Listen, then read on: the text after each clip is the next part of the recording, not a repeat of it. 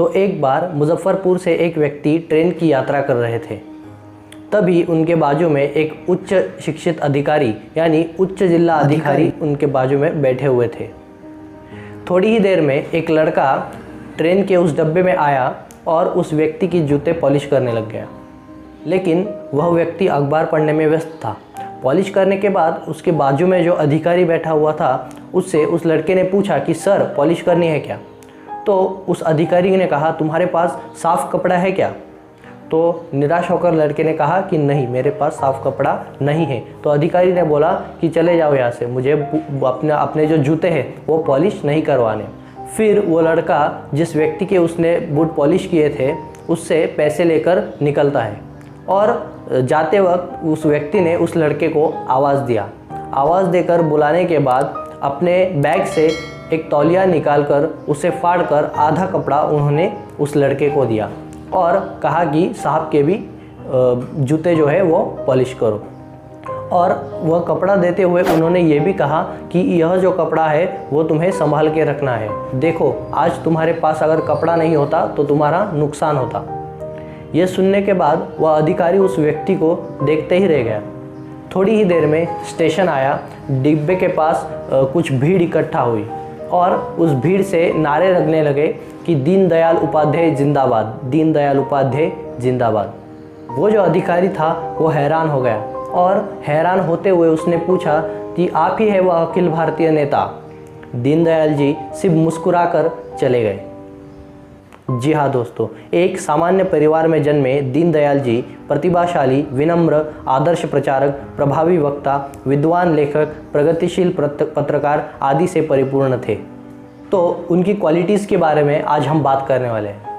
उससे पहले मैं कहना चाहता हूँ कि वीडियो को एंड तक देखें। वीडियो अगर अच्छा लगे तो लाइक करना है, चैनल पे नए हो तो सब्सक्राइब करना है और ज़्यादा से ज़्यादा लोगों तक इस वीडियो को शेयर करना है।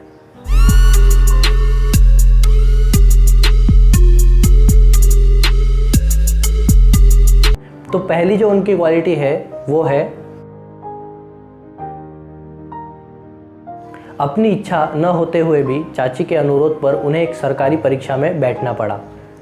लेकिन उनके मित्रों से उन्हें पता चला कि उस परीक्षा के लिए सूट बूट अनिवार्य है।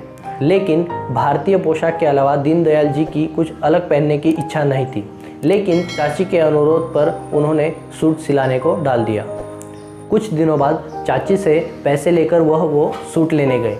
वहाँ जाके उन्हें पता चला कि वह सूट तो सिलाया ही नहीं है। उन्हें आनंद हुआ और उन्होंने कहा कि बस बहुत हो गया, अभी ईश्वर की यही इच्छा है कि मैं जो भारतीय पोशाक है वही पहन के जाऊँ। जब वह परीक्षा के लिए गए तब वहाँ उन्होंने देखा कि सब तो सूट बूट में ही बैठे हुए थे और दीनदयाल जी अकेले ही थे जो धोती और कुर्ता पहन के आए थे।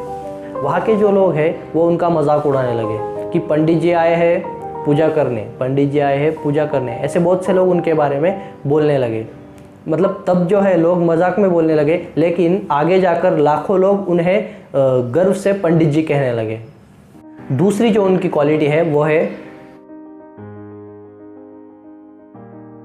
पंडित जी हर एक विषय को अपने एक अलग नज़रिए से देखते थे।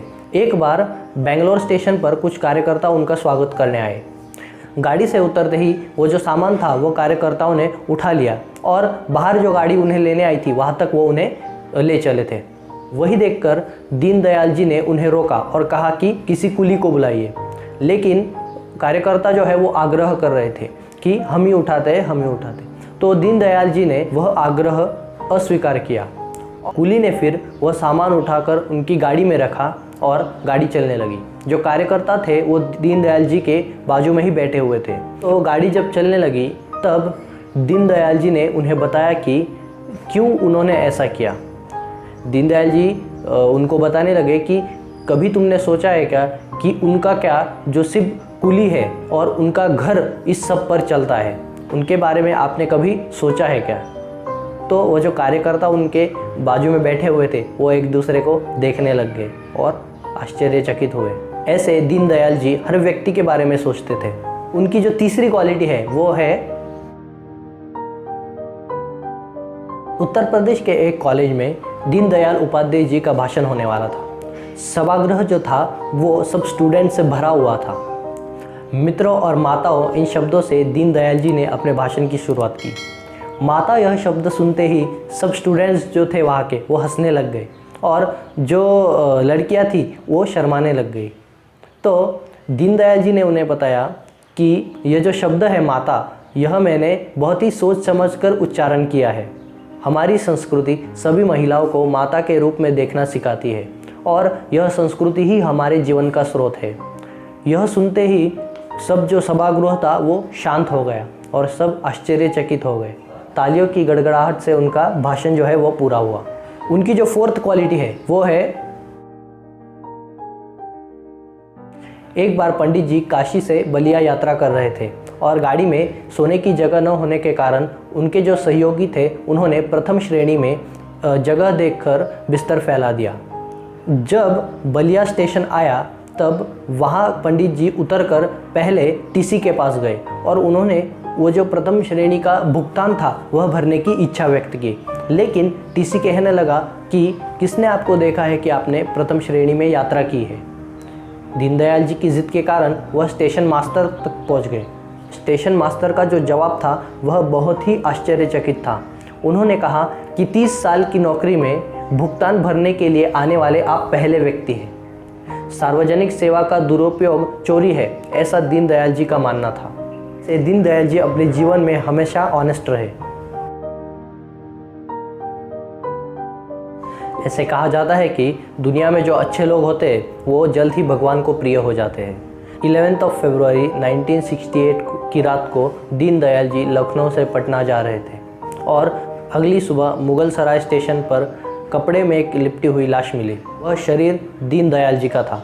दुख की छाया चारों दिशाओं में फैल गई थी और वहाँ लोग कहने लगे कि इस सज्जन आदमी को किसने मारा होगा। यह जो प्रश्न है वो आज भी अनुत्तरित है। दीनदयाल जी केवल 52 ईयर्स के थे, लेकिन उनकी जीवन की जो खुशबू है वो हमेशा सैकड़ों वर्ष तक रहेगी। उनके विचार और व्यवहार से आज भी लाखों लोग प्रभावित हैं। ऐसे जीवन में जो सच में दीनदयाल थे उनको मैं नमन करता हूँ और वीडियो समाप्त करता हूँ। वीडियो अगर अच्छा लगा होगा तो ज़रूर लाइक कीजिए और ज़्यादा से ज़्यादा लोगों तक दीनदयाल जी जो है वो पहुँचने चाहिए। आज उनकी क्वालिटीज़ के बारे में कोई नहीं बोलता, सब उनका जो उपयोग है वो अपने राजनीतिक स्वार्थ के लिए कर रहे हैं। इसीलिए ज़्यादा से ज़्यादा लोगों तक दीनदयाल जी पहुंचने चाहिए। इसीलिए वीडियो को लाइक करें, वीडियो को शेयर करें और चैनल पे अगर नए हो तो सब्सक्राइब करिए। धन्यवाद।